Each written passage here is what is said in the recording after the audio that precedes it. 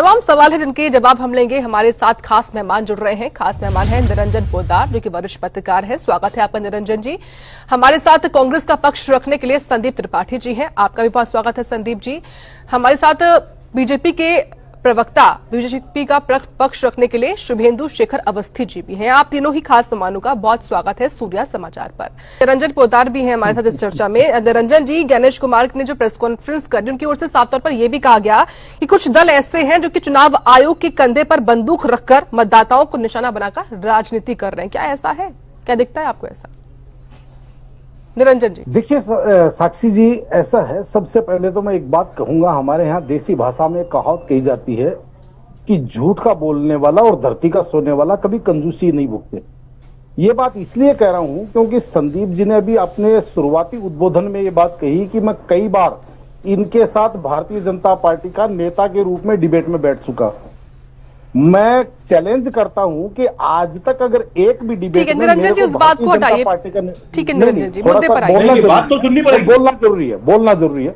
अगर आज तक एक भी डिबेट में मेरे को किसी भी चैनल ने भारतीय जनता पार्टी का नेता लिखा हो तो जो आप कहेंगे वो मैं दंड लेने के लिए तैयार हूं। लेकिन अगर संदीप जी इस चीज का प्रमाण नहीं दे पाए तो क्या वो भी ऐसी इस चुनौती को स्वीकार करेंगे? पहली बात, क्योंकि पिछले 10 वर्षों से मैं लगातार इलेक्ट्रॉनिक मीडिया पे और तमाम टीवी चैनलों के ऊपर राजनीतिक विश्लेषक के रूप में मैं बैठता हूं और अपने विचार में स्वतंत्र रूप से रखता हूं, जिसके अंदर मैं कई बार भारतीय जनता पार्टी को भी उसका भी जो त्रुटियां हैं उनको उजागर करता हूं। कई बार कांग्रेस का भी पक्ष लेता हूं, कई बार समाजवादी पार्टी के खिलाफ। निरंजन जी मुद्दे पर बात करिए। मेरी अपनी निजी राय है वो व्यक्त करता हूं। अब यहाँ पे बात जो चुनावों की, जो वर्तमान मुद्दा SIR का मुद्दा है या जो अभी फिलहाल भारत के अंदर सबसे ज्वलंत जो मुद्दा है, उस मुद्दे के ऊपर मैं बात करूं तो देखिए साक्षी जी, मेरा यह मानना है कि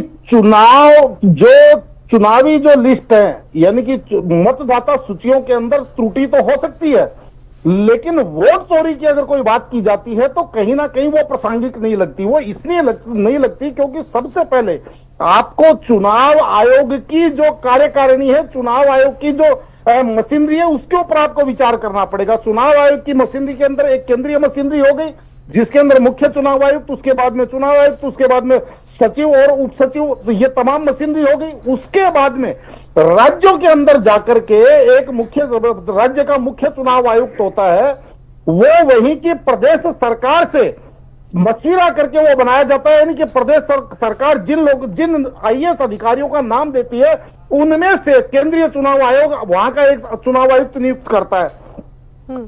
उसके बाद में DEO यानी कि जो जिला कलेक्टर हैं वो DEO की भूमिका निभाते हैं। उसके बाद में RO की भूमिका निभाते हैं SDM और तहसीलदार लेवल के जो राज्य सरकार के अधिकारी हैं वो, और उसके बाद में प्रिजाइडिंग ऑफिसर, और उसके बाद में BLO यानी कि जो राज्य सरकार के कर्मचारी हैं, वो सब सारी की सारी चुनाव प्रक्रियाओं को वो राज्य सरकार के कर्मचारी वहां पे कहीं ना कहीं उसको पूरी करवाते हैं, चाहे उसके अंदर वोटर लिस्ट बनाने से लेकर के चुनाव करवाने तक की। अब मेरे को यह चीज समझ में नहीं आई कि क्या एक जो कर्मचारी हैं सारे के सारे किसी एक ही पार्टी के पक्ष के अंदर वो तो चलेंगे और वहां पे कोई भी गड़बड़ी होगी और कोई कहीं से कोई बात लीक आउट नहीं होगी।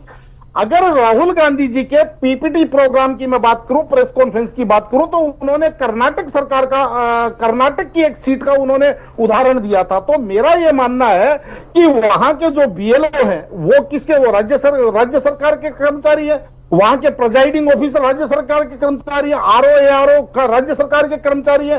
कहने का तात्पर्य यह है कि एक राजनीतिक पार्टी किसी प्रदेश में सत्ता में हो तब भी गड़बड़ कर सकती है, और अगर वो उस प्रदेश के अंदर सत्ता में नहीं हो, विपक्ष में नहीं हो, तब भी वो गड़बड़ कर सकती है।